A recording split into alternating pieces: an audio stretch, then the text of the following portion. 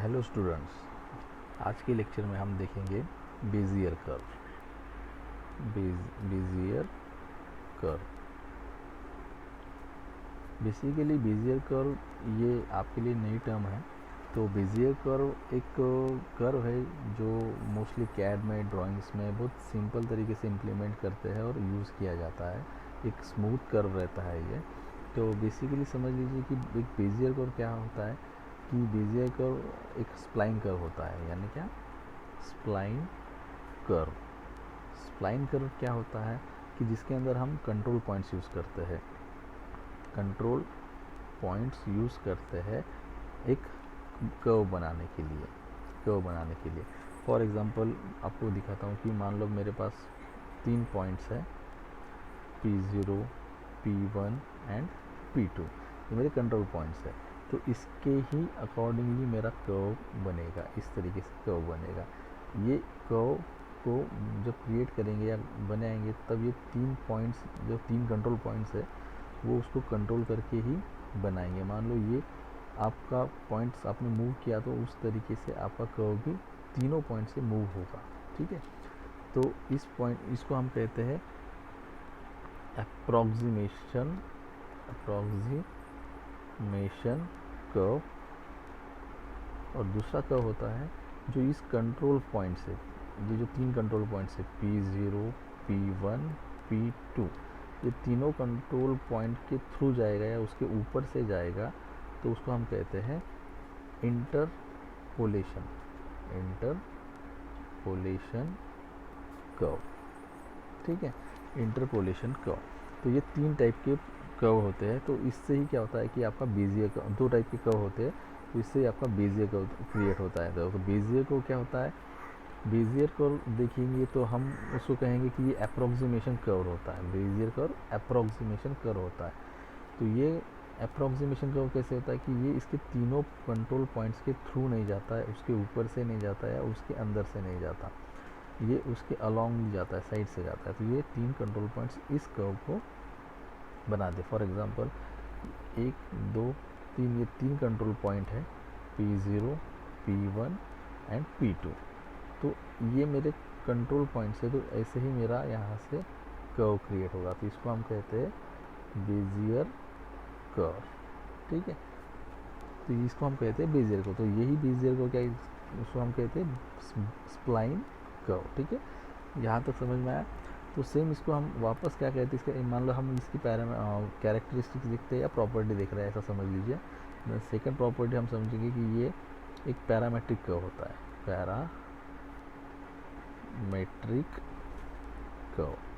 Parametric curve क्या होता है कि इसके अंदर हम कोई पैरामीटर कंसीडर करते हैं। फॉर एग्जांपल T या U, ये ऐसे कोई भी एक पैरामीटर हम कंसीडर करेंगे। ये क्यों करेंगे? इसका हेल्प हम करेंगे इसके कोऑर्डिनेट सिस्टम, जैसे x एंड y, ये 2 कोऑर्डिनेट सिस्टम फाइंड आउट करने के लिए, इनकी पोजीशन फाइंड आउट करने के लिए, वैल्यू मोस्टली हम इसकी वैल्यू फाइंड आउट करने के लिए पैरामेट्रिक कर्व बनाते हैं बेजियर कर्व में। फॉर एग्जांपल आपका मान लो कि यहाँ पे एक पॉइंट है, यहाँ पे एक पॉइंट है जिसको हम कहेंगे P0 पॉइंट, P1 पॉइंट। अब ये पॉइंट के बीच में नंबर ऑफ पॉइंट्स होते हैं। जैसे मैंने कंसीडर कर लिया मैंने कि U मेरा पैरामीटर है। तो U पैरामीटर लाई करेगा दो पॉइंट्स के बीच में, जैसे 0 से 1 तक ही ये लाई करेगा, या ठीक है, या उसको इक्वल करेगा। फॉर एग्जांपल यहाँ पे कहीं पे तो मेरा U मैंने 0.25 लिया है और समथिंग कुछ, तो मान लो मेरा U है 0.25। तो ये पैरामीटर क्या कहता है कि जो मेरी वैल्यू है U जिस पॉइंट पे है, तो उस पॉइंट पे 0.25 का मैं क्या करूँगा, x एंड y, ये कोऑर्डिनेट सिस्टम की वैल्यू फाइंड आउट करूँगा। तो इसको हम कहते हैं पैरामेट्रिक कर्व, जिसके अंदर हम U या T ये पैरामीटर यूज़ कर सकते हैं। ठीक है। तो नेक्स्ट उसका जो प्रॉपर्टी है, उसके अंदर क्या करते हैं कि इसकी degree, polynomial degree find out करने के लिए हम इसको यूज़ करते हैं, या इसकी ये हेल्प करता है। फॉर एग्जांपल क्या होता है कि आपके पास मान लो n डिग्री पॉलिनोमियल है और उसके साथ आपके पास n+1 कंट्रोल पॉइंट है। कंट्रोल पॉइंट है। For example n+1 control point से आप क्या कर रहे हो, n डिग्री पॉलिनॉमियल निकाल रहे हो। पॉलिनॉमियल होता क्या है, पॉलिनॉमियल होता है ये एक कोएफिशिएंट ऑफ वेरिएबल होता है। कोएफिशिएंट ऑफ वेरिएबल यानी क्या, px is equal to a0x raise to n plus a1x raise to n-1 plus a2x raise to n-2 so on और इन्फिनिटी तक जाएगा। तो अब इसमें होता है कि पॉलिनॉमियल डिग्री मीन्स क्या, पॉलिनॉमियल डिग्री क्या है, जिसमें मैंने आपको बोला था कि पॉलिनॉमियल क्या होता है कि ये कोएफिशिएंट ऑफ वेरिएबल होता है। फॉर एग्जांपल आपके x वेरिएबल के लिए डिग्री क्या रहेंगी, तो यहाँ पे जो सबसे ज़्यादा डिग्री रहेंगी वो रहेंगी, जो ज़्यादा डिग्री वैल्यू रहेंगी वो रहेंगी आपकी पॉलिनॉमियल डिग्री। फॉर एग्जांपल कि मान लो यहाँ पे coefficient of variable x³ x+1 ऐसा कुछ रहा, तो यहाँ पे p1 के लिए जो x है उसके लिए जो पॉलिनॉमियल डिग्री रहेंगी वो क्या रहेगी आपकी, p1 के लिए x3 रहेंगी। तो ये यानी x3 यानी यहाँ पे क्या रहेगा 3 डिग्री रहेगा। सेम p2 x के लिए क्या रहेगा, मान लो x² + 1 है, तो यहाँ पे p2 x का डिग्री क्या रहेगा, पॉलिनॉमियल डिग्री 2 रहेगा, तो यहाँ पे सबसे हाईएस्ट ये है, तो ये रहेगा 2 डिग्री। तो सेम इस कंडीशन के लिए हमारे पास क्या होता है कि मान लो हमने क्या किया कि यहाँ पे n+1 डिग्री लिया है, n+1 डिग्री है n डिग्री के लिए, और अपने पास पॉइंट्स कितने, कंट्रोल पॉइंट्स 3 कंट्रोल पॉइंट्स है। तो ऑब्वियस चीज़ है कि इसके लिए आपका जो भी डिग्री रहेगा पॉलिनॉमियल डिग्री वो क्या रहेगा, x²। x² क्यों, क्योंकि हमेशा हमारे बेजियर कर्व के अंदर कंट्रोल पॉइंट जब अगर 3 रहता है तो उसका पॉलिनॉमियल डिग्री 2 रहता है, कि 1 से वो कम रहता है। फॉर एग्जांपल आपका 4 कंट्रोल पॉइंट रहेगा तो आपका पॉलिनॉमियल डिग्री कितना रहेगा, x³ यानी क्यूबिक रहेगा। तो इसको ही हम क्या कहते हैं, इसको और इसको हम क्या कहते हैं, क्वाड्रेटिक पॉलिनॉमियल, ठीक है, इसको हम क्वाड्रेटिक पॉलिनॉमियल कहते हैं। तो इस तरीके से हम आपके पॉलिनॉमियल डिग्रीज फाइंड आउट करने के लिए भी बेजियर कर्व यूज़ किया जाता है। तो नेक्स्ट है आपका कि हम इसका अभी बेजियर कर्व का, क्वाड्रेटिक बेजियर कर्व का हम डेरिवेशन निकालेंगे अभी। तो सेकंड प्रॉपर्टी, फोर्थ प्रॉपर्टी क्या रहेंगी इसकी, कि फॉर एग्जाम्पल प्रॉपर्टी का हो या इसका बेनिफिट कहेंगे कि यहाँ पे हम डेरिवेशन फाइंड आउट करेंगे, derivation for quadratic Bezier curve. तो उसके लिए हम क्या करेंगे, हमारे 3 पॉइंट्स कंसिडर करेंगे पहले, first point, second point, third point, P0, P1 and P2। तो ये अपने 3 कंट्रोल पॉइंट्स हो गए और इस कंट्रोल पॉइंट से हमारा बेजियर कर्व बन गया, ठीक है। तो इसमें हम कंसीडर करेंगे अब ये है कि हमारा पैरामेट्रिक कर्व, इसको हम कंसीडर करेंगे पैरामेट्रिक कर्व। तो जिसके अंदर पैरामीटर पॉइंट जो लेंगे हम कौन सा लेंगे, कंसीडर करेंगे u, और ये लाई क्या कर रहा है, 0 से 1 तक ये लाई करेगा या इक्वल टू लाई करेगा, ठीक है। तो इसके लिए हम फिर से क्या करेंगे कि एक हम Q0 एंड Q1 ये 2 पॉइंट्स कंसीडर करेंगे जो लाई करेंगे, लाइंग बिटवीन P0 पॉइंट से P1, यानी P0 पॉइंट से P1 तक Q0 एक पॉइंट रहेगा जो लाई करेगा, और P1 से P2 तक Q1 लाई करेगा, ठीक है। यहाँ तक समझ में आया। तो अब हम नेक्स्ट प्रोसेस करेंगे कि मान लो कि इस पॉइंट के लिए हम डिराइव करेंगे कि for P0 to P1 point के लिए हम डिराइव करेंगे। तो उसके लिए पॉइंट क्या कंसिडर किया हमने, Q0 is equal to 1 minus u P0 plus u P1। ये इक्वेशन 1 हो गई। सेम हम दूसरे पॉइंट के लिए करेंगे फॉर P1 से P2 तक के लिए। तो उसके भी हम क्वाड्रेटिक इक्वेशन करेंगे, Q1 is equal to 1 minus u P1 plus u P2। ये होगा इक्वेशन नंबर 2। अब हम आगे देखेंगे। अब इसको हम मान लो कि अब ये 2 पॉइंट्स है, तो अब हमारा तीसरा पॉइंट रहेगा जो हमने कहा कि अब 3 कंट्रोल पॉइंट्स है, तो हम 3 कंट्रोल पॉइंट से हम बेजियर कर्व निकालते। तो अब सपोज तीसरा हमने कंट्रोल पॉइंट लिया जो C है और जो लाई करता है बिटवीन Q0 से Q1 के बीच में, ठीक है, यहाँ पे कहीं पे तो वो लाई करेगा। तो यहाँ लाई करने के बाद हम उसको सिंप्लीफाई करने की कोशिश करेंगे। तो c u is equal to 1 minus u Q0 plus u Q1, ठीक है। तो हमारे पास सी की एक वैल्यू आ गई। अब इस इक्वेशन के अंदर Q0 और Q1 ये हमारे लिए नोन है, इनकी हमारे पास वैल्यू है। तो ये इक्वेशन को हम 3 इक्वेशन नंबर देंगे। तो अब क्या करेंगे हम, putting values of equation 1 and 2 into equation 3, ठीक है।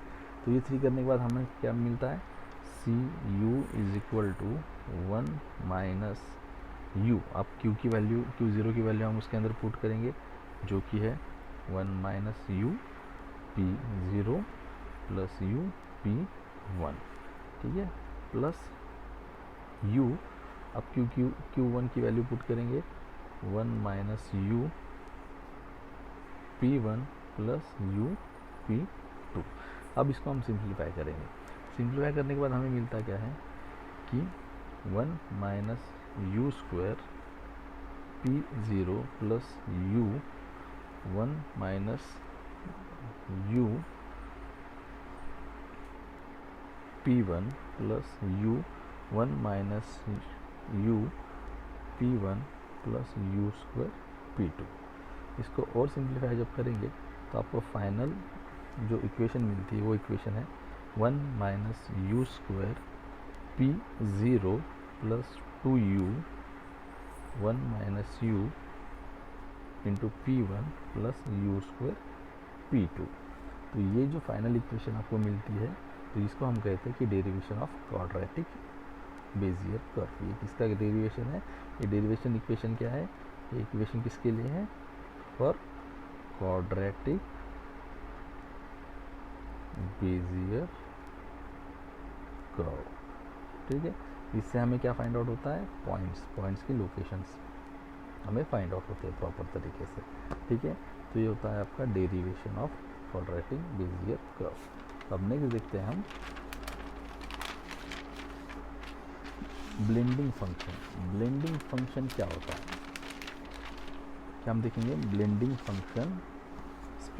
Function specification for Bezier curve. Blending function, blending function specification for Bezier curve, ठीक है। तो यहाँ पे होता क्या है कि ब्लेंडिंग फंक्शन क्या होता है, नया वर्ड है, नया टर्म है। तो ब्लेंडिंग फंक्शन क्या कहता है आपको, कि ब्लेंडिंग फंक्शन क्या कहता है, जितने भी आपके ज्योमेट्रिक कंस्ट्रेंट होते हैं, ज्योमेट्रिक कंस्ट्रेंट्स होते हैं, इसको क्या करता है, वो कंबाइंड करता है।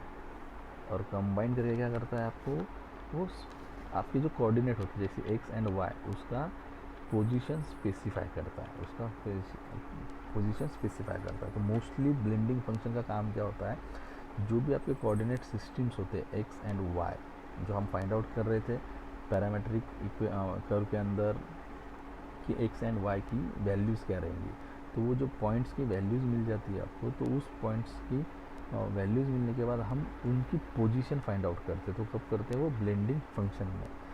ब्लेंडिंग फंक्शन आपको सिंपल तरीके से एक बेनिफिट देता है कि आपके कोऑर्डिनेट सिस्टम की पोजीशन क्या रहेंगी, उसका वो स्पेसिफिकेशन देता है। तो कैसे देता है देखेंगे। सपोज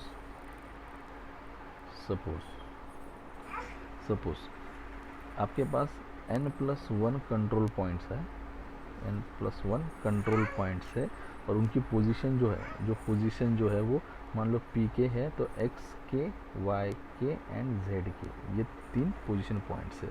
तो इससे हमें मिलेगा क्या, इससे हमें मिलेगा एक पोजिशनल वेक्टर मिलता है। तो इससे पोजिशनल वेक्टर से क्या होता है, वो होता है पी यू, ठीक है। तो सेम यहाँ पे अगर हम यू लेते हैं, सॉरी यहाँ पे हम यू लेते हैं, तो यू क्या बन गया हमारे लिए, यू बन गया हमारे लिए पैरामेट्रिक पॉइंट। और ये पैरामेट्रिक पॉइंट क्या कर रहा है, लाई कर रहा है 0 to 1 के बीच में ही वो लाई करता है। तो ये जब हम कंसीडर करते हैं तो हमें क्या मिलता है, देन गिवन बाय जो भी हमारा पोजिशनल वेक्टर था वो क्या था, p u is equal to summation of k is equal to 0 raise to n p k bez यानी बेजियर कर्व के comma n parametric point u, ठीक है। तो इसके अंदर होता क्या है, ये जो है आपका, ये होता है आपका ब्लेंडिंग फंक्शन, ये होता है आपका ब्लेंडिंग फंक्शन। तो इसी तरीके से हम क्या करेंगे, ब्लेंडिंग फंक्शन को हम थोड़ा सा सिंप्लीफाई करेंगे। तो बेस क्या होता है आपका, base k comma n is equal to c in bracket n comma k into u comma raise to k 1 minus u into raise to n minus k, ठीक है। तो यहाँ पे आप एग्जैक्टली सी पॉइंट जो आ गया, तो सी क्या होता है, तो सी आपके पास क्या होता है, सी एन के, ये फैक्टोरियल होता है, ये क्या होता है, फैक्टोरियल किसका होता है, एन का फैक्टोरियल होता है डिवाइडेड बाय फैक्टोरियल ऑफ के रहता है और फैक्टोरियल एन माइनस के रहता है, ठीक है। तो इसको हम फैक्टोरियल कहते हैं। तो जब ये हमें मिल जाता है, जब ये हमें मिलता है तो हमें हमारा लास्ट स्टेप होता है कि जो पोजीशन है कोऑर्डिनेट सिस्टम की वो हमें मिलती है। तो उसके लिए फार्मूला क्या हो जाता है, ये जब सिंप्लीफाई करते हैं तो मान लो एक्स कोऑर्डिनेट के लिए आपका फैक्टर जो भी फार्मूला रहेगा वो रहेगा बेजियर कर्व के लिए, ब्लेंडिंग फंक्शन के लिए वो रहेगा k is equal to 0 raise to n x k bez k comma n parametric point u. Same हम y के लिए निकालेंगे, y parametric point u is equal to summation of k is equal to 0 raise to n y k beige k comma n parametric point u। Same अगर z coordinate रहा तो z is equal to u summation of k is equal to 0 raise to n z k beige k comma n parametric point u. तो इस तरीके से हम आपके blending functions proper x y और जेड जिसके लिए भी आपको फाइंड आउट करना है या स्पेसिफाई करना है वो हम इस तरीके से निकाल सकते हैं। तो यहाँ पे हमारा बेजियर को क्या कहता है कि ये बहुत सिंपल है, इम्प्लीमेंटेशन करना बहुत सिंपल है, इसलिए उसको हम कैड में यूज़ करते हैं, इंटरफेस में यूज़ कर सकते हैं, ड्राइंग्स में यूज़ कर सकते हैं। और मोस्टली बेजियर कर्व या स्प्लाइन कर्व हम शिपिंग मैन्युफैक्चरिंग में बहुत ज़्यादा यूज़ किया जाता है। तो थैंक यू।